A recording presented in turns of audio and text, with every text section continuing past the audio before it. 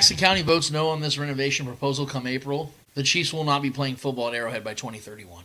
You're not going to tell a billionaire owner no and then expect him to stick around.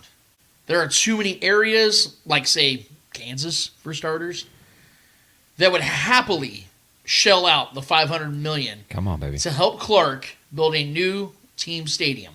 And if I could be honest with you guys for a second, I think deep down, that's what Clark Hunt and Mark Donovan actually want. No, I'm not. Look. I'm not saying that Clark wants to demolish what his father built. Okay, that's not what I'm trying to put out there. I'm sure his main objective is to keep things intact. But I think Clark realizes what kind of opportunity he has to build something he knows could really match what his team continues to show on the field, and that's top quality.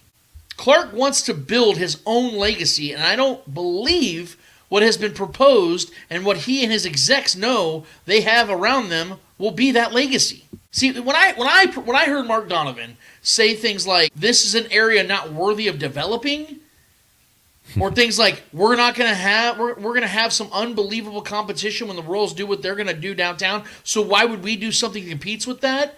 Or the final quote, how do we enhance the fans' experience? How do we make Arrowhead better? And when do we start with that? When you start with that focus, you lose the need to do more? That tells me, for one, they're not happy with where the stadium resides. Clearly. Especially when they know that just 15 to 20 minutes west of them, there's a lot of land by the Legends Shopping Center that not only has all the built-in amenities the team could ever hope to build around Arrowhead now, they could have the gambling revenue that Missouri, for whatever reason, refuses to join in on. How and why would they view what the Royals are going to do in downtown as competition unless they still shared the same county? If you're in a different state, neither pulls from either. And when it comes to the experience, we all know what draws the diehard fans. The tailgating, the football, the love of the game, all the cliche stuff, right? So we know Mark Donovan isn't addressing anyone other than their primary target, which is the casual fan. They know that these new renovations aren't bringing more casual fans to the stadium, at least not the number that they would need. They would be honestly looking for, given the mutual investment amount from both the Hunt family and Jackson County.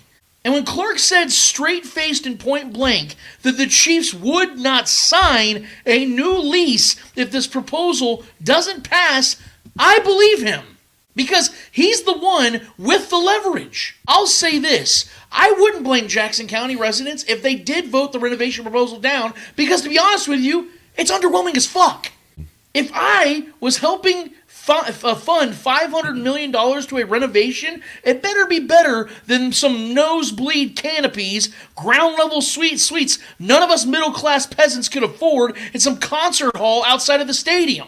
So here's my theory. The Chiefs put together a half-assed proposal in the hopes that it would then be voted down, then they would move to an area of their choosing, Kansas, and then get to build the new stadium how they truly want to. By having a proposal to keep things going at Arrowhead and then having the county say no, the Chiefs can't be viewed as the bad guys because they can say they tried. It's quite genius if you think about it.